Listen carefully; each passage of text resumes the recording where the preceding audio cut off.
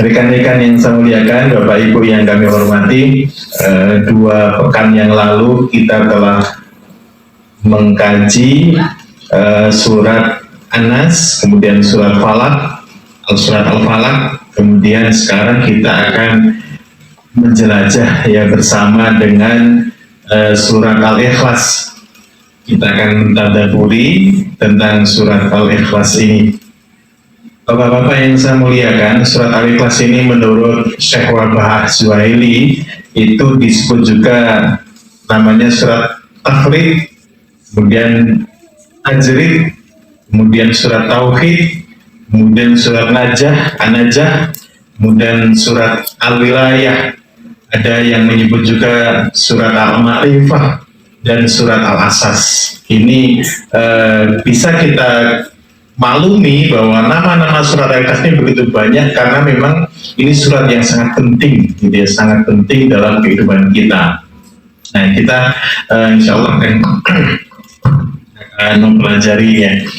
Dan pentingnya surat Al-Ikhlas ini juga yang menyampaikan adalah langsung Rasulullah SAW. An Abi Sa'id Al-Khudri radhiyallahu anhu, dari Abi Sa'id Al-Khudri radhiyallahu anhu, semoga Allah meridhoinya, anna Rasulullah sallallahu alaihi wasallam, bahwasanya Nabi Muhammad sallallahu alaihi wasallam atau Rasulullah sallallahu alaihi wasallam berkata, bersabda, fi qul huwallahu ahad, tentang qul huwallahu ahad. Kata Rasulullah, walladzi nafsi biyadihi, demi jiwaku yang berada di genggamannya. Jadi demi jiwaku yang berada dalam genggaman Allah. Nabi Muhammad SAW itu sampai bersumpah untuk mengatakan pentingnya surat akhir Al-Ikhlas ini. Padahal Rasulullah SAW adalah manusia paling jujur dan kita wajib percaya 100%. Ini sebagai umat manusia itu, Bapak Ibu yang saya muliakan, ada 2 yang wajib kita percaya 100% tanpa mengkritik sedikit pun, yaitu percaya kepada Al-Quran, yaitu ngendikannya Allah Subhanahu wa Ta'ala. Kemudian yang kedua adalah Rasulullah SAW. Dengan 2 ini wajib kita percaya 100% tanpa kompromi, ya, tanpa tanpa membantah, karena itu pasti benarnya. Kemudian kalau kita percaya kepada selain kedua itu, walaupun ulama, walaupun kiai, walaupun ustadz, walaupun solih menurut pada kita tidak wajib percaya 100%. Ya terserah kita berapa persen gitu ya, kita bisa mengira-ira sendiri gitu. Tetapi kalau dengan kedua ini ya, keduanya ini yaitu Allah Subhanahu wa Ta'ala, yang saya maksud itu adalah yang rangkum dalam firman-firman Allah yaitu Al-Quranul Karim, kemudian sunnah-sunnah Nabi Muhammad SAW, kita wajib percaya. Walladzi nafsi biyadihi, demi jiwaku yang berada dalam genggamannya, innaha la ta'dilu thulutsal Quran, sesungguhnya surat Al-Ikhlas itu adalah sepertiga Al-Quran. Nilainya itu sepertiga Al-Quran. Jadi baik dari segi makna, dari segi bacaan, maupun dari segi isinya. Jadi Al-Quran itu kalau kita rangkum dalam 3 kelompok besar, itu ada 3. Yang pertama tentang hukum-hukum, kemudian tentang tauhid, dan tentang kisah-kisah. Nah, hukum-hukum itu kan nanti kalau kita jabarkan ya sebanyak-banyaknya. Hukum zakat, hukum puasa, hukum rumah tangga, hukum jual beli, dan sebagainya. Itu terangkum, kalau kita rangkum itu namanya hukum-hukum. Kemudian ada tauhid, akidah, dan ada kisah-kisah. Nah, dari ketiganya itu, Al-Ikhlas merupakan thulutsul Quran. Nilainya sepertiga dari Al-Quranul Karim. Ini luar biasa. Kemudian wa fi riwayatin anna Rasulullah sallallahu alaihi wasallam qol li ashabihi, dalam riwayat yang lain Rasulullah sallallahu alaihi wasallam bersabda kepada para sahabatnya, ayajizu ahadukum ayak ro'a bitulutin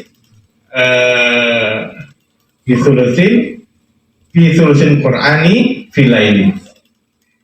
Kemudian, dan memang sahabat itu mengatakan berat. Masako dari alaihi, mereka tuh berat gitu. Makanya mereka berkata, ayuna yutiku dalika ya Rasulullah. Siapa bagi kami yang bisa membaca apa itu sepertiga Al-Quran dalam setiap malamnya? Sebenarnya ada sahabat-sahabat kayak Utsman dan sebagainya itu ya ada. Cuman mungkin di kajian Nabi kan dalam satu majelis itu sahabat merasa berat gitu. Apakah kalian tidak bisa membaca Al-Quran sepertiga Al-Quran dalam setiap malam? Kami berat. Terus siapa di antara kami yang mampu ya Rasulullah? Faqala, maka Rasulullah sallallahu alaihi wasallam bersabda, qul huwallahu ahad, Allahus samad, tsulusul Quran. Jadi Nabi menyampaikan, qul huwallahu ahad, Allahus samad, lam yalid wa lam yulad wa lam yakul lahu kufuwan ahad, tsulusul Quran, sepertiga Al-Qur'an. Jadi inilah yang tidak boleh kita sia-siakan. Ya rekan-rekan yang saya muliakan, membaca 3 kali Qul huwallahu ahad sampai rampung itu sama nilainya dengan membaca Al-Quran penuh. Ini bukan berarti kita nggak membaca yang lainnya, tetap aja kita baca dari Al-Fatihah sampai Anas, ulang lagi Al-Fatihah sampai Anas, ulang lagi, terus kayak gitu semampu kita. Seharinya berapa banyak, tetapi di waktu-waktu senggang pastikan kita membaca Qul huwallahu ahad, Allahus samad, lam yalid wa lam yulad wa lam yakul lahu kufuwan ahad. Kita main HP berbaring, dia baring-baring main HP, scroll di Instagram, di TikTok, capek gitu, taruh dulu gitu HP, capek, kemudian baca Al-Ikhlas 3 kali, itu ringan banget kok.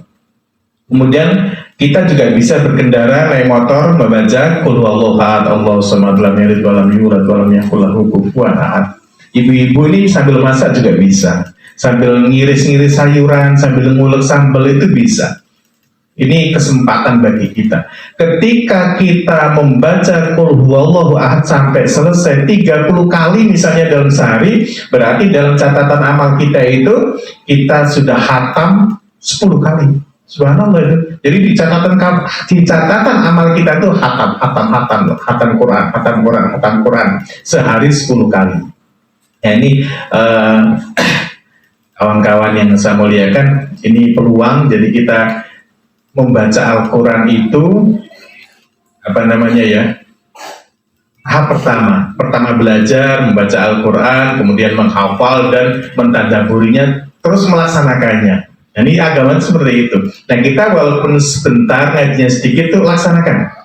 Kalau kita ingat-ingat sudah berapa tahun kita nggak membaca Qul huwallahu ahad di sela-sela kesibukan kita, nah mulai besok kita baca, sambil nyetir baca, sambil deres dibaca Al-Quran, sambil jalan pakai kendaraan baca Al-Quran, yaitu Qul huwallahu ahad, Allahus samad, lam yalid wa lam yulad wa lam yakul lahu kufuwan ahad, yang Rasulullah SAW tadi sudah bersumpah pada sebelum menyampaikan itu bahwa demi jiwaku yang berada dalam genggamannya, bahwa Al-Quran itu adalah nilainya sama dengan sepertiga Al-Quran. Kemudian dulu ketika Rasulullah SAW itu mengutus pasukan kemudian perang. Jadi perang itu kalau namanya syariah ya, kalau Rasulullah nggak ikut hanya mengutus itu namanya perangnya itu syariah. Nah ketika dalam peperangan itu kan tetap sholat itu. Nah sang imam ini baca Qul huwallahu ahad terus itu. Sampai sahabat itu bingung, kok diulang-ulang Qul huwallahu terus itu. Sampai setelah perang disampaikan kepada Rasulullah, ya Rasulullah, ini sahabat kami itu ngimamin Qul huwallahu terus gitu. Ini kenapa nggak yang lainnya? Kata Rasulullah, coba tanyakan kepada dia, apa maksudnya kok pakai itu terus? Ditanyakanlah kepada kawannya itu, kenapa kamu membaca Qul huwallahu terus? Kemudian dia mengatakan, li'annaha sifatur rahman, karena Qul huwallahu ahad itu mengandung sifat ar-Rahman. Wa ana uhibbu ayyaqra'a biha, dan saya cinta membaca Qul huwallahu ahad itu. Itu kata sahabat. Disampaikan kepada Rasulullah, ya Rasulullah, sahabat kami yang jadi imam itu mengatakan alasannya adalah karena Qul huwallahu ahad itu adalah mengandung sifat ar-Rahman. Kemudian dia juga alasan yang lainnya, dia sangat mencintai surat itu sehingga dibacanya terus. Kemudian Rasulullah mengatakan, akhbiruhu, kabarkan kepada dia, annallaha yuhibbuhu, bahwasanya Allah juga mencintainya. Nah, ini luar biasa. Allah mencintainya.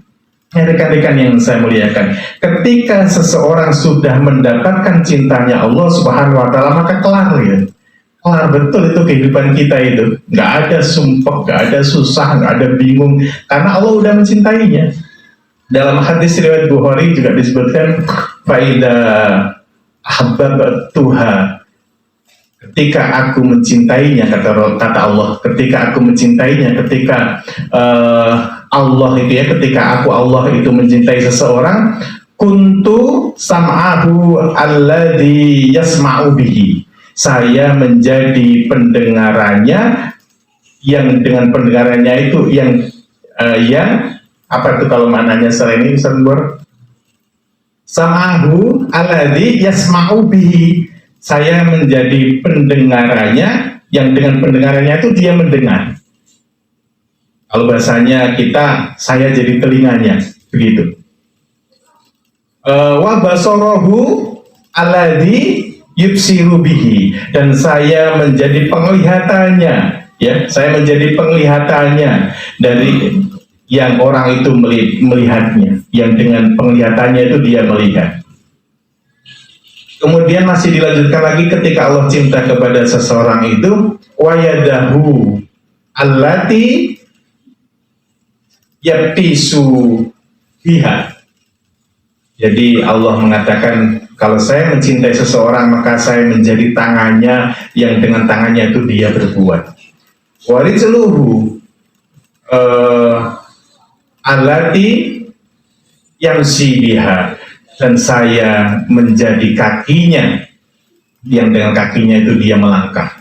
Jadi kawan-kawan yang saya muliakan, kalau kita sudah mendapatkan cintanya Allah Subhanahu wa Ta'ala, Allah akan membersamai pendengaran kita. Artinya apa? Allah akan membimbing pendengaran kita sehingga telinga kita itu tidak akan pernah mendengar sesuatu yang jelek, tidak akan pernah mendengar sesuatu yang merepotkan kita. Kita hanya akan mendengar yang baik-baik saja, yang Allah ridhoi, dan hal-hal yang menyenangkan. Ini ketika Allah sudah mencintai kita. Ketika Allah sudah cinta kepada kita, maka Allah akan membimbing penglihatan kita. Jadi kita itu akan tidak melihat sesuatu yang buruk. Buruk itu macam-macam, baik rasa, baik sakit, baik musibah, baik sesuatu maksiat gitu. Kita akan dijaga oleh Allah Subhanahu wa Ta'ala dari pandangan-pandangan yang tidak baik.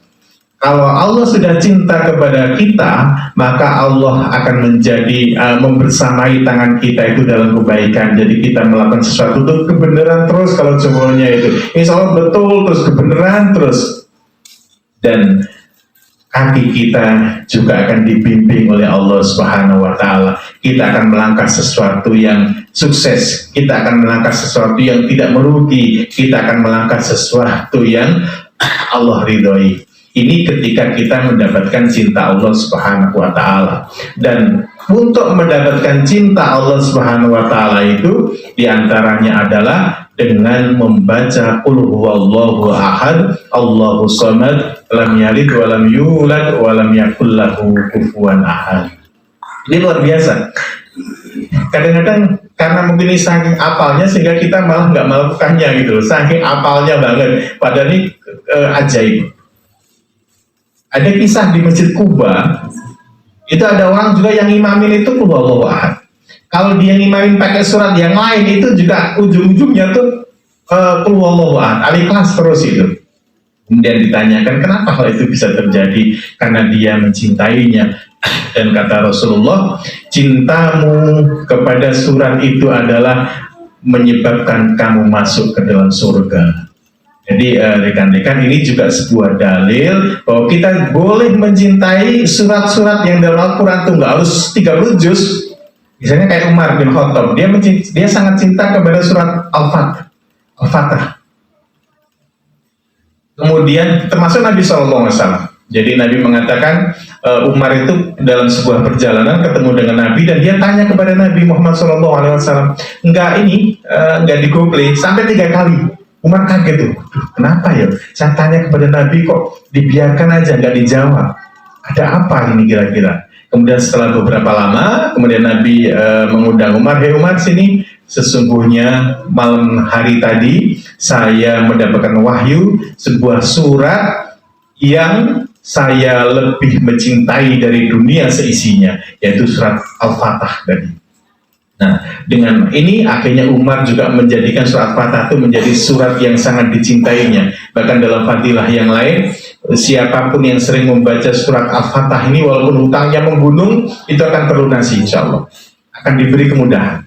Nah ini rekan-rekan yang saya muliakan, khasiat keutamaan qul itu luar biasa. Seyogianya hendaknya kita benar-benar memperhatikan.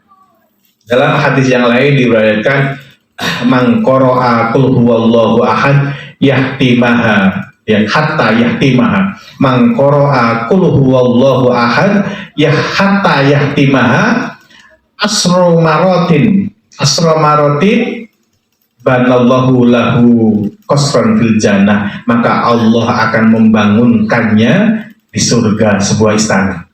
Jadi barang siapa yang membaca qul huwallahu ahad sampai khatam, maka Allah akan membangunkan istana di surga. Qul huwallahu ahad Allahu samad lam yalid wa lam yulad wa lam yakul lahu kufuwan ahad. 10 kali ini, 10 kali itu nggak nyampe 5 menit lah. Nah, kita usahakan ini besok. Jadi sekarang ini Allah kita belum pernah melakukan itu ya. Berarti hari ini ustadz-ustadz kita termasuk saya pas waktu surga kita tuh masih kosong. Belum ada bangunan tuh. Nah nanti itu, Pak Gue punya bangunan istana 4 gitu. Yang Pak D ini 11. Ustaz Ahmadi 30. Itu tergantung kita mengamalkan membaca qul huwallahu ahad Allahu samad lam yalid wa lam yulad wa lam yakul lahu kufuwan ahad 10 kali. 10 kali saja. Saya ulang lagi nih ya, anak-anak ini sangat penting bagi kita. Wong kita kita punya rumah. Misalnya kita berkeinginan punya rumah di Jakarta, oh enak ya kalau punya rumah di Jakarta misalnya, atau punya rumah di tengah kota dan sebagainya, atau di gunung, itu udah senang banget itu. Ini akan dihadiahi apa tadi? Istana, bukan gubuk loh, istana. Walaupun andai kata dia gubuk, tapi di surga itu udah bagus. Nah ini begini, pemahaman kita harusnya semangatnya begini. Man qara'a qul huwallahu ahad hatta yahtimaha asra maratin banallahu lahu qasran fil jannah. Barang siapa yang membaca qul huwallahu ahad sampai selesai 10 kali, maka akan dibangunkan istana di surga. Kan cuma gitu ya sekarang ya. Tapi pemahaman kita berarti insya Allah kita masuk ke surga. Gak mungkin kita dibangun di surga terus kita berada di neraka, itu gak mungkin lah. Nah ini idealnya pikiran kita, kalau kita baca qul huwallahu ahad 10 kali, yakin kita masuk surga. Bismillah, ya dengan karunia Allah, wasilah membaca surat Al-Ikhlas 10 kali itu. Nah, ini luar biasa. Dan apa namanya, kalau kita bayangin bangunan surga itu, para sahabat pernah menanyakan, wahai Rasulullah, kabarkan kepada saya, kepada kami tentang bangunan surga itu terbuat dari apa? Kemudian Nabi mengatakan, la binatu dhahab, wala binatu fiddah. Jadi bangunan surga itu batu batanya yang terdiri dari emas, dan sebagian lagi batu batanya terbuat dari perak. Jadi ada dari emas, ada dari perak, ada emas, dari perak, itu macam-macam tuh batu batanya itu. Kemudian wa minatuha al-miskul adfar, dan lantainya itu terbuat dari misik yang harum. Itu surga itu, masya Allah. Kita berselancar ke sana pikiran kita ya. Kemudian apa itu? Wa asba'uha, kerikil-kerikilnya surga itu terdiri dari al-lu'lu wal yakut, terdiri dari mutiara-mutiara. Al-lu'lu wal yakut, al-lu'lu itu apa ya? Apa itu? Ya, batu-batu indah itu ya, batu-batu indah dan yakut itu. itu kerikil-kerikilnya. Watu robuha, dan debunya surga itu adalah az-za'faron, dari za'faron.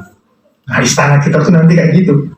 Jadi kita perbanyak baca qul huwallahu ahad. Kalau kita bisa 10 kali dalam sehari, berarti nabung istana di surga gitu. Jadi bilang sama istrinya, "Dek, ini saya jangan diganggu ya, saya mau ini jadi kontraktor ya gitu ya, mau bangun istana di surga 10 aja kok, cuma 10. Itu saya 1 jam lah selesai ya." Itu sudah sama main HP banyak banget dia kalau 1 jam itu. Jadi rekan-rekan yang saya muliakan, inilah keutamaan surat Al-Ikhlas yang banyak banget.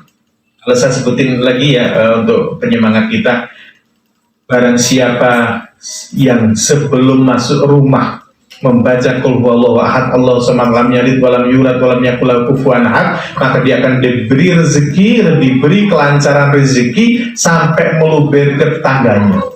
Jadi kalau kita rutin itu sebelum masuk ke rumah, kemudian membaca sebelum masuk ya, berarti sebelum masuk itu membaca qul huwallahu ahad, Allahu samad, lam yalid walam yulad walam yakul lahu kufuwan ahad, maka rezeki kita akan mengalir sampai tumpah ke tetangganya. Jadi tetangganya itu dapat barokah dari amalan kita. Dalam hadis yang lain, di dalam riwayat yang lain disebutkan, kalau kita masuk ke dalam rumah dan ada 1 orang saja di rumahnya, maka kita disuruh assalamualaikum warahmatullahi wabarakatuh. Kemudian kalau tidak ada, kita disuruh membaca qul huwallahu ahad, Allahu samad, lam yalid walam yulad walam yakul lahu kufuwan ahad. Jadi ini udah lama ini malahannya. Nanti kita ngaji alihkan, mungkin kita sedikit surat Al-Ikhlas. Ini asbabul wurudnya dalam tafsir Al-Baghawi itu, kaum musyrikin itu mengatakan gini, "Ya Muhammad, unsur lana rabbaka," gitu. "Wahai Muhammad, tolong tunjukkan nasab Tuhanmu itu siapa," gitu. "Bapaknya itu sopo," gitu, "Mbak sopo, jenengi Mbak meneh itu sopo," gitu. Sampai tanya-tanya kayak gitu kan, kurang ajar ya si musyrikin gitu ya. Siapa nasab Tuhan itu siapa gitu. Kemudian kalau dalam Ibnu Katsir ada riwayat lain yang menyampaikan tentang asbabun nuzulnya surat Al-Ikhlas ini, orang-orang musyrik juga mengatakan, "Wahai Muhammad, tolong sampaikan kepada kami seperti apa Tuhanmu itu. Sifat-sifatnya seperti apa? Apakah Tuhanmu terbuat dari batu, dari kayu, dari besi, dari apa saja, apa dari emas gitu." Akhirnya turun ayat kul, katakanlah huwallahu ahad. Jadi kul, katakanlah huwa Allah, dialah Allah, ahad, yang maha esa, yang maha esa, yang maha tunggal dari segala yang tunggal. Tunggal dalam bentuk apapun, dalam sifat apapun gitu ya. Misalnya begini, tunggal esa dalam hal yang disembah. Satu-satunya yang disembah itu ya Allah Subhanahu wa taala itu. Dalam hal pemberi rezeki, ya satu-satunya pemberi rezeki itu ya Allah Subhanahu wa taala itu gitu. Jadi tidak ada Tuhan yang berhak disembah kecuali Allah Subhanahu wa taala yang ahad. Wa ilahukum ilahu wahid gitu ya. Jadi Allah itu ahad. Dulu Rasulullah itu bertanya kepada orang Quraisy, orang kafir musyrikin Quraisy. Kemudian ditanya begini, "Hari ini kamu nyembah Tuhan berapa?" gitu. Dia bilang, "Saya nyembah Tuhan 7. Wah, 7 kata Nabi, iya. Dia mengatakan, "Tuhan saya yang 6 dia letaknya di bumi, tempatnya di bumi, yang 1 di langit." Berarti yang di langit itu siapa? Allah Subhanahu wa taala itu. Musyrik aja ngerti itu. Banyak ya dalam Al-Qur'an tuh yang kalau mereka ditanya siapa yang menciptakan gunung, ya Allah, dia jawabnya gitu. Kemudian Nabi mengatakan begini, "Nah, semisal kamu kepepet, kamu terpaksa banget, sumpah banget, kemudian minta sesuatu dan waktunya itu nggak panjang itu. Kamu minta kepada Tuhan yang mana? Tuhan yang 6 yang di bumi itu, atau Tuhan yang 1 yang di langit?" Musyrik itu mengatakan, "Kalau terpaksa waktunya itu nggak banyak, saya minta kepada Tuhan saya yang berada di langit." Itu dia sebenarnya udah yakin banget itu, artinya paling unggul itu. Makanya namanya ya orang yang menyekutukan Allah. Orang yang musyrik itu bukan berarti nggak menyembah Allah, ya nyembah Allah gitu loh, tapi dia punya sesembahan yang lain. Ya, kayak orang musyrik tadi itu. Maka harapannya kita di surat Al-Fatihah itu, iya karena butuh, iya karena setang, iya kah hanya kepadamu, hanya kepadamu saja, hanya kepada Allah Subhanahu Wa Taala saja. Jadi jangan sampai nanti kita ini saling mengingatkan ya. Kita minta sesuatu kepada selain Allah. Kita kan heran, lucu kalau misalnya kita qul huwallahu ahad Allahu samad lam yalid wa lam yulad wa lam yakul lahu kufuwan ahad, tapi pas kita ziarah kita malah minta kepada yang di dalam kubur, Mbah putuku, Mbah bukan banget masalah gitu ya, mbok ditungake aku sama njaluk ning Gusti Allah kan ngoten itu. Itu nggak boleh. Kita mau ngucapin qul huwallahu ahad kok ya, kita tahunnya luar biasa, masa kita seperti itu. Nah, jangan sampai. Nah, kalau kita tidak sih, kan ada orang yang mengatakan, oh laut selatan itu yang menghuni Nyi Roro Kidul misalnya, oh laut utara yang menghuni siapa gitu misalnya, ada gunung ini yang menghuni ini. Kalau yang menghuni ya ada, cuman kita nggak boleh takut gitu ya. Yang menghuni sana misalnya ada harimau dan macam-macam, itu banyak penghuni-penghuninya. Tapi kita tidak boleh mensekutukan Allah. Allah lah satu-satunya tempat kita meminta, Allah lah satu-satunya kita tempat bersandar, tempat kita memuja dan sebagainya. Karena satu-satunya Tuhan itu Allah. Kalau kita kan Allah satu aja. Ada Tuhan yang dua Tuhannya. Orang-orang Cina itu Tuhannya dua, ada Tuhan Yin, ada Tuhan Yang. Tuhan kebaikan, Tuhan keburukan. Itu ada tuh Cina itu. Yang gambarnya kayak karate itu. Nah, putih hitam. Ada yang Nasrani, dia juga Tuhannya lebih dari satu. Ada yang musyrikin, Tuhannya banyak banget itu. Nah, oleh karenanya mantapkan hati kita dan mari kita amalkan untuk senantiasa berwirid nih. Surat Ad-Dahs itu kan pendek, jadi jadikan wirid ini. Ini Rasulullah menyampaikan, nggak harus pakai ijazah siapa-siapa. Ini Rasulullah yang sudah menyampaikan, siapa yang membaca Qul huwallahu ahad 10 kali sampai selesai, maka Allah akan bangunkan kita istana di surga. Itu langsung Rasulullah SAW yang menyampaikan. Ya, Alhamdulillah Rabbil Alamin. Kita lanjutkan pada minggu yang akan datang, insyaallah.